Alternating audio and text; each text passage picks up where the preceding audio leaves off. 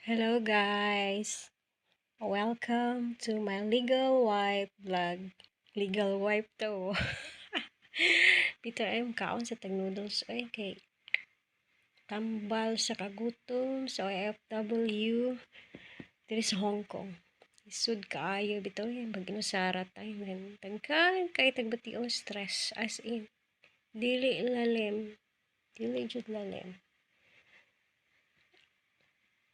Ako like advice for those people who want to go to the other country like me na nag-work as an OFW.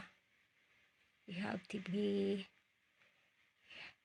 be more patient and sacrifice yun para sa pamilya.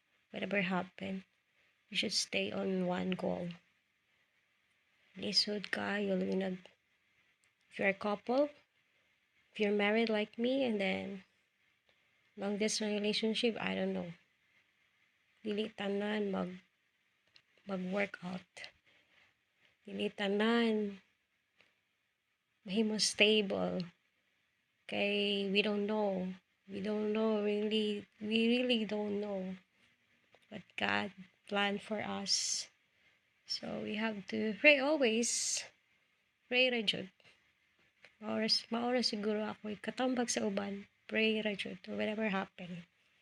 You have to stay put in your goal and then always pray to God. Maora jud. So maora mga ka-legal wife diha.